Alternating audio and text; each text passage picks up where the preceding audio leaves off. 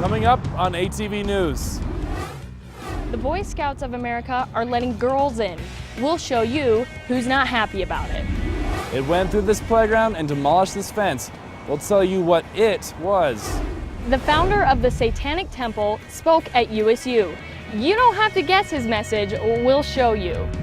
It was a rough weekend for football. We'll show you how basketball's looking after primetime madness. It was cold enough for snow last week, and it's warm and sunny this week. I'll show you how long the warm temperatures are going to stick around in weather. All that and more, ATV News starts now.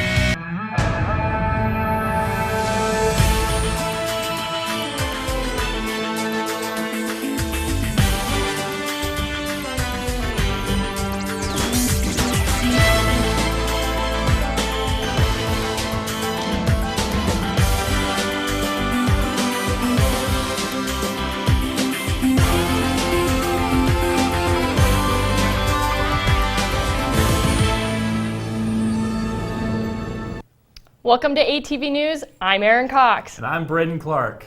Shortly after 2 p.m. on Monday, an unoccupied school bus caused a lot of mayhem in Smithfield. According to Smithfield police, the bus began rolling through a Smithfield subdivision near 600 North, 200 East. Officers say the bus traveled 1.5 blocks and even through a playground, taking out a tree, a few street signs, and a transformer box before being stopped by a vinyl fence. Yet it is still unclear what caused the accident in the first place. We've determined that there was some human error involved as to why the bus actually rolled back down the hill, but we are still investigating it, citations pending as far as that goes.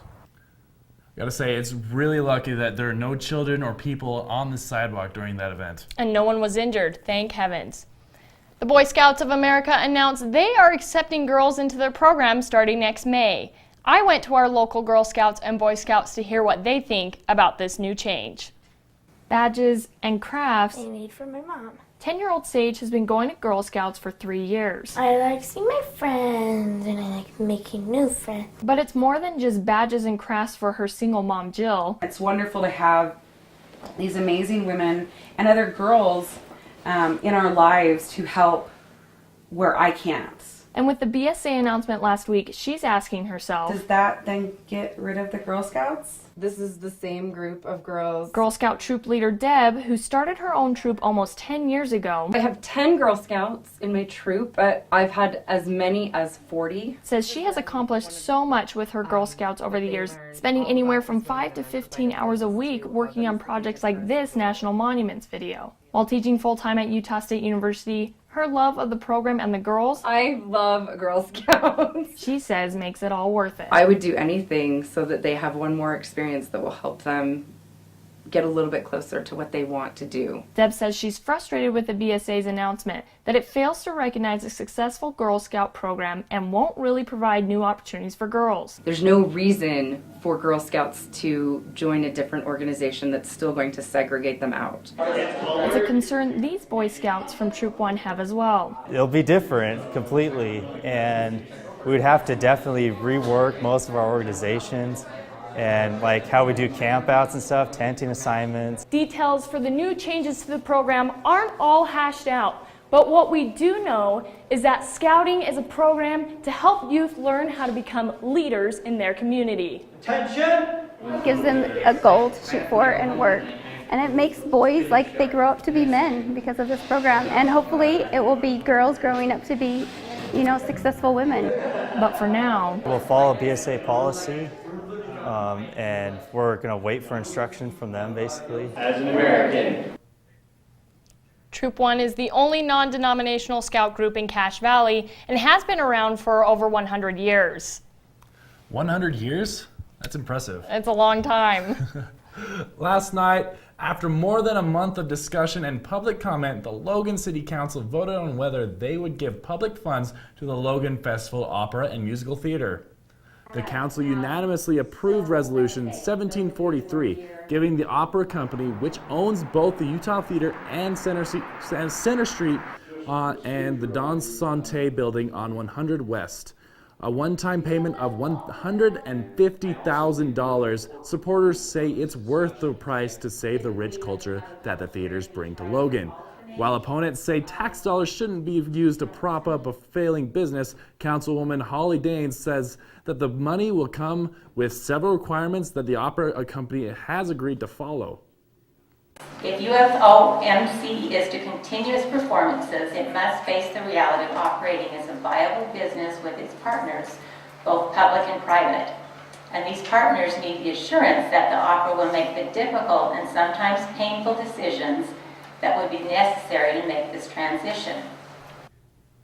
Also during the council meeting, Mayor Craig Peterson discussed a new idea for a land trade between the city of Logan and the Needham family. Peterson says it would further a plan for a new library and stimulate economic growth downtown.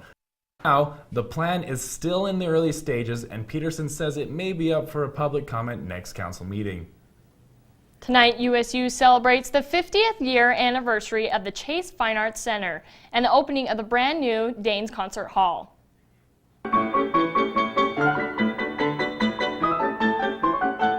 USU performing arts students have been waiting for this moment for a couple of years. After a complete renovation, the new Danes Concert Hall is smaller than before, losing 5,000 seats during the construction. According to the Kane College of the Arts Dean, Craig Jessup, the new renovations improve the acoustics and the sound of the performance.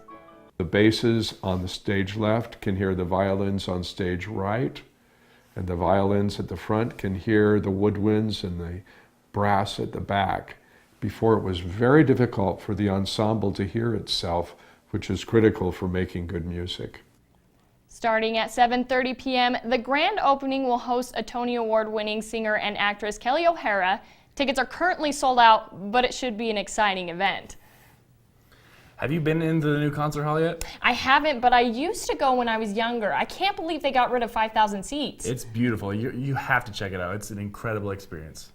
Coming up, are you afraid of my voice? A feminist speaker says you may be. A Satanist speaks on campus, but he's more interested in court battles than hell.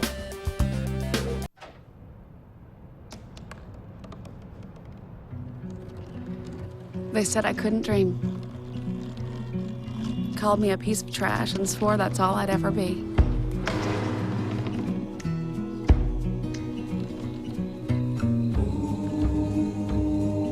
Said a bottle couldn't see the ocean.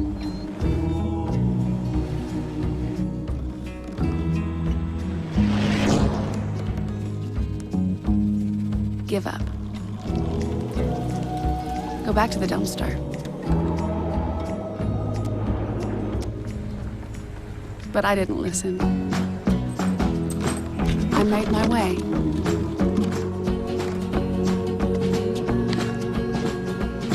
And now, I am what I've always wanted to be.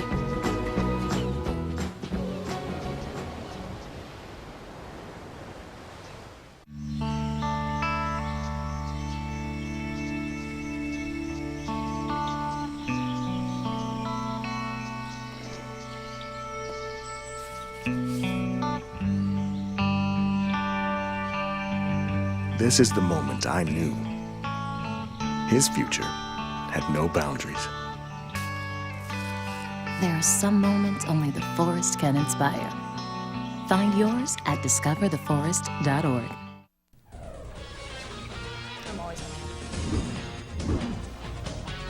Welcome back. A night of blasphemy and sin is how the Utah State Secular Student Alliance advertised their event on Friday the 13th. We'll let you decide if that's accurate.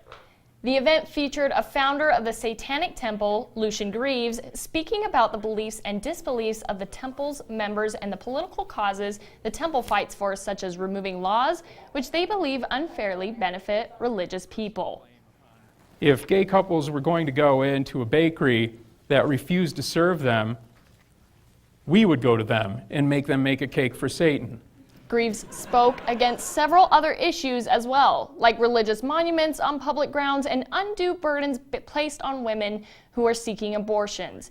Greaves says although the temple does not worship or believe in a physical Satan, the symbol of Satan has been used to represent change and enlightenment. For a lot of us, it's indicative of our coming away from superstition, coming away from the religious upbringing we may have had. The president of the Secular Alliance says it's important to host speakers like Greaves so minority viewpoints aren't silenced on a college campus. Women changing the way people think that their voices. That's one of the messages you could take away from a published writer who visited campus. Sarah Gailey talked with students and faculty on Friday. She spoke about women's silence and how it needs to change, closing her lecture with a message for the women in the room. You can be outspoken and opinionated and confident and mouthy. You can use your mind and your voice to change the way that people think. So there's less fear and less hatred and less violence and less murder. You can be exactly as powerful as they are afraid you can be. Visit our Facebook page to watch Sarah's entire lecture and to learn more about her work. When we come back, ATV's Brian Petty will have your Cache Valley weather report. Your current temperature in Logan is 72 degrees.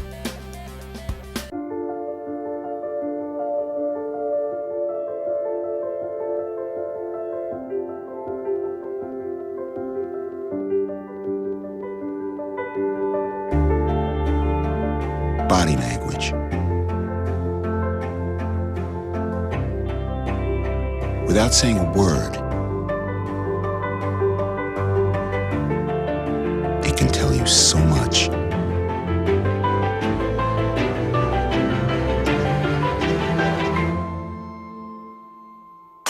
Like someone is having a stroke. Know the sudden signs. Learn fast. F, face drooping. A, arm weakness. S, speech difficulty. T, time. Time to call 911 immediately. The sooner they get to the hospital, the sooner they'll get treatment. And that can make a remarkable difference in their recovery. Learn the body language, the sudden signs, and spot a stroke fast. Thanks for calling the GED Pep Talk Center. Jerry Stiller speaking. Your level 7 in-your-face pep talk. I can keep pushing you. Believe me, I'm good at it. But at some point, you're going to need to start pushing yourself. See, once you've got your GED diploma, you'll feel so good about yourself. You tell them. You can't change your past, but you can definitely change your future. That makes me so happy, I'm ready to bust out a dance. Mr. Trejo, can I transfer this guy to you? My gentle technique isn't really working. He needs something a little more persuasive. Yes. You listen, and you listen good. Hey, where's my sandwich? Terry? Terry! Take it from me, the King DMC. It's a real cool thing to get your GED. Get that diploma! Now hold on and we'll find you free GED classes. Capiche? Whatever motivation you need, we've got a pep talk for you. Get your GED pep talk and find free classes at yourged.org.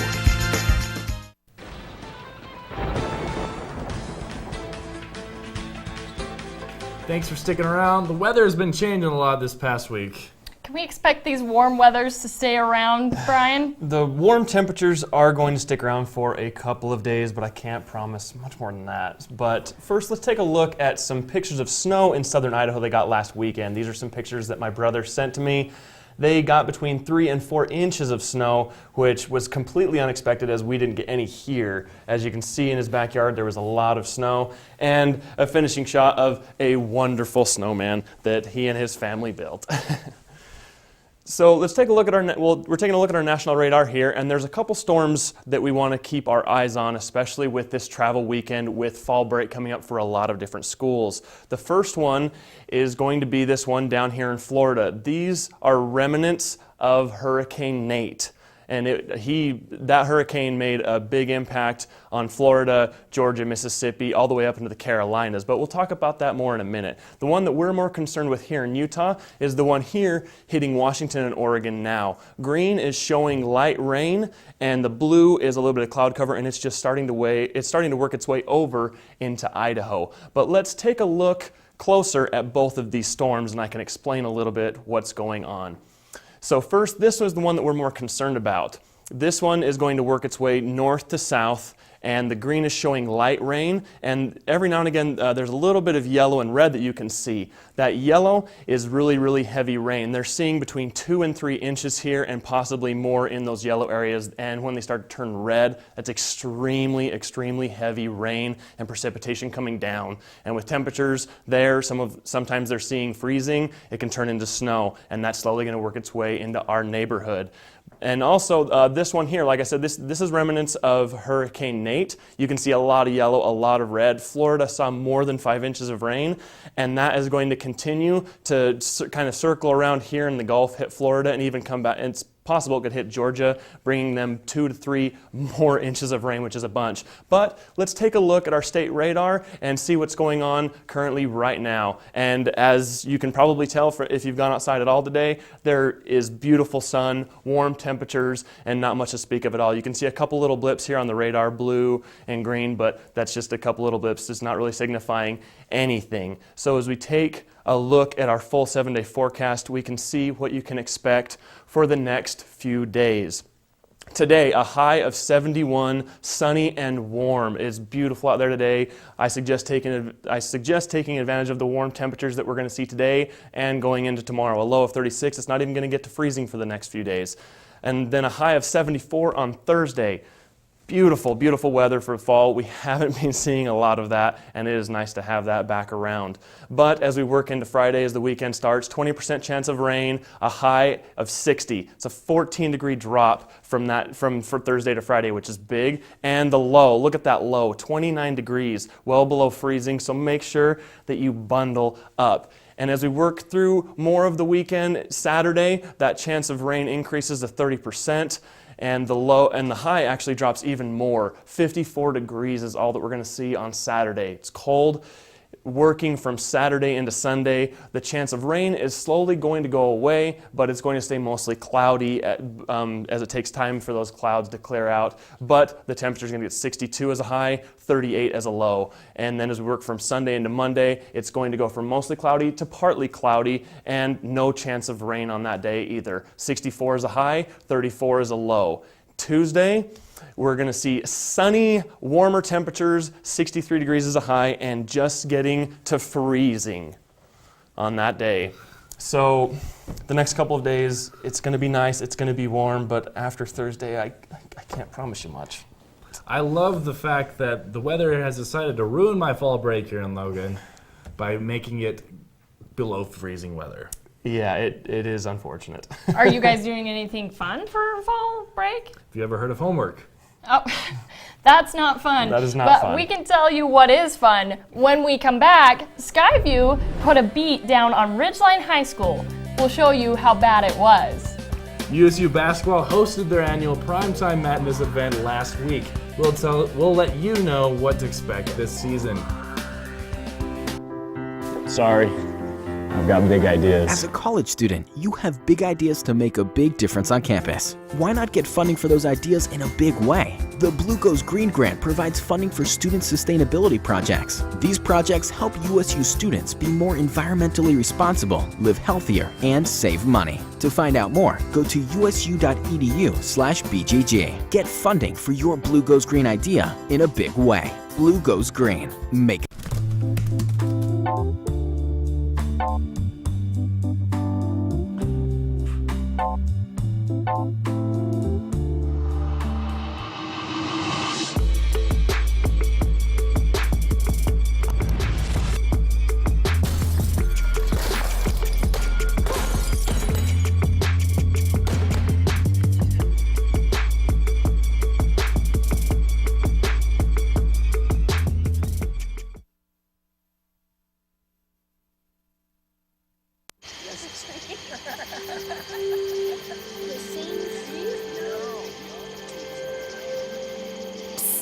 They're coming.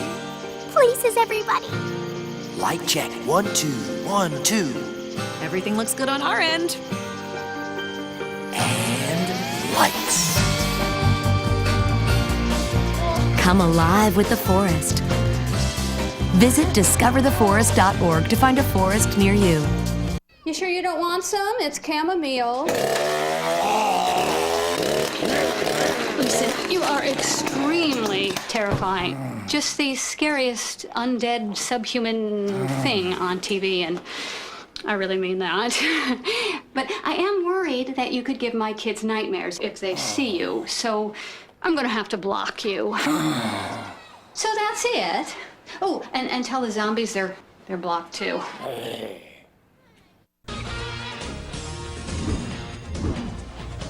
In sports psychology, there's a 30-minute rule, and you can dwell on something for 30 minutes, but after that you got to let it go because you can't change the past. They haven't invented a time travel machine yet, so we can't change this one. Unless the Aggies can find themselves a DeLorean, their loss to Wyoming will stick. Until then, this is ATV Sports, and I'm Alex Zellner. USU football fell on a late fourth quarter drive by the Cowboys. Regardless, there were still things for Aggie fans to cheer about. Wyoming's first drive of the game, axed that. First pass of the game was picked off by safety Dallin Levitt, giving the Aggies some early momentum. In the second, quarterback Jordan Love shuttles the ball to Aaron Vaughns, who drops a 29-yard pass into the arms of Braylon Roberts for a touchdown. The Aggies went into halftime up 13-9. USU's first drive of the third was cut short when Love's pass was intercepted by Cowboy Kevin Prosser, which he turned into a 28-yard touchdown, tying the game at 16 apiece. The Aggies broke the tie in the fourth with this fake punt from DJ Nelson, which he rushed for 4 yards, putting the Aggies up 23-16. The Cowboys answered back when quarterback Josh Allen went deep to wide receiver CJ Johnson, giving the Cowboys a 26-23 lead. The Aggies couldn't meet the challenge, and Kent Myers was tackled in the Utah State end zone for a 2-point safety. The Aggies lost the game 28-23. The Aggies have a 3-4 overall record and are 1-2 in conference play. They will take on UNLV in Las Vegas this Saturday at 4. Before we get into our next story, due to the graphic nature of the content we're about to show you, we would like to give you enough time to prepare yourself and maybe get the kids out of the room. That was enough time. Ready or not, here it comes. Ridgeline took on Skyview last Friday and showed that a Riverhawk is well below a Bobcat on the food chain. Skyview jumped to an early lead with this quarterback keeper by senior Jackson Sidaway. This was just the first of many touchdowns, and Skyview would go on to score again and again. As if Skyview wasn't doing enough to score on their own, Ridgeline fumbles the ball, and Skyview's Duncan McCray runs it 28 yards to put the Bobcats up 28-0 in the second quarter. When Ridgeline got the ball back, it ended shortly after with an interception by Skyview junior Caleb Christensen. Halftime didn't slow Skyview down, scoring again on this 5-yard run from Tanner Stokes. Skyview finished the game scoring on this 3-yard run from sophomore Gino DiMuzio, putting them up 42-0 on Ridgeline. Skyview iced their coach and their 9-0 season, clinching the Region 12 football title. The first round of the 4A state tournament will be next weekend at Skyview. Primetime Madness happened last Thursday, and men's and women's basketball had a chance to preview their upcoming seasons. Both teams had a blue-white scrimmage to show off what they've been working on in the offseason and to give the fans a taste of what's to come. The women's team featured junior guard Rachel Brewster and sophomore forward Haley Bassett, who both posted 7 points on the night, helping the blue team take the game 22-17. On the men's side, senior forward Alex Dargenton led the night scoring with 14 points, with Sam Merrill close behind posting up 12. The white team won 33-21. Men's basketball will start their season Friday, November 3rd against University of Providence here in Logan, and women's basketball will start theirs Saturday, November 4th against Westminster. When we come back, would petting a dog help with your stress? We'll tell you when and where you can find one of these canines. ATV's Bo Lamb introduces you to a man that can find underground water with sticks. Bo puts him to the test.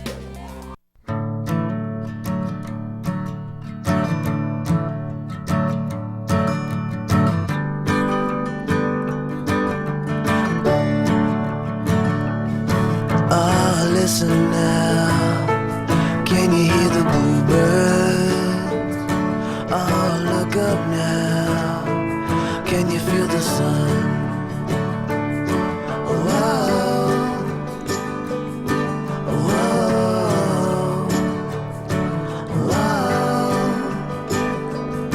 whoa.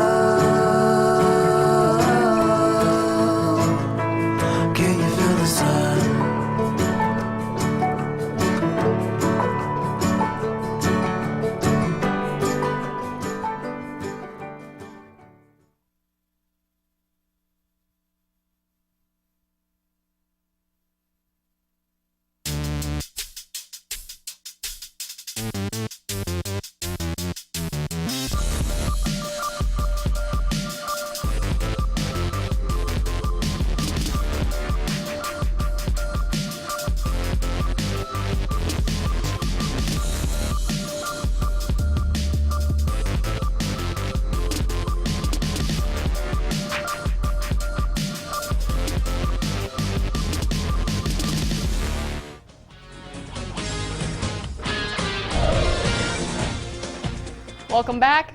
Bo Lamb is out on the quad to show us his experience when he visited a well witcher. Bo? That's right, Aaron. I went to the Uinta Basin and I found a man who claims he can find water, underground water, with just a stick. He's been doing this for decades. In Utah, you can expect to see a few things: dogs, horses, chickens, and even witches. Locals say the so-called witcher has abilities unexplainable by science. It's worked just about every time. Instead of a broom, a four-wheeler. Instead of a magic wand, a forked willow and bent welding rods. All they're doing is just hanging in there. Taylor's a builder by trade. He says he's used these makeshift divining rods to detect underground pipelines for decades. Niall has watched his dad witch for years. We'd dig right straight down and find the utility that he had marked right directly below his marks. Using his forked stick, put pressure on it so you can hold it real tight. Taylor says he's found many spots with shallow underground water, a useful skill in rural areas where there are no community water pipelines. This is a well that Taylor witched in the 1980s, and it still produces good water. Taylor says that he only had to dig 50 feet, even though many places up here, you'd have to dig 1,000 feet or more to find water. Groundwater management professor Richard Peralta says there are more widely accepted methods for underground water detecting. With aerial remote sensing, with mapping electronic geographic information systems, allows one to draw maps and identify areas with higher and lower potential of water. Peralta says he doesn't have a problem with well witching since many scientific techniques rely on the unseen. I mean, it is really pretty ludicrous that people have said that they'll only believe what they can touch with their five senses. I decided to test Taylor's skills with 2 experiments. First, 2 buckets, one with water, one without. Could Taylor choose the right bucket? Turns out, no. He couldn't get a reading either way, and when he guessed, he chose the wrong one. Next, Taylor followed my witching. He says he felt a pull at 3 out of 4 of the same spots that I had. Yeah, so Aaron, me and Taylor and I found the same spots when we were well witching. So it may be in my head, but I think there's something to it. I don't know if I can buy that argument, but thanks anyways, Bo.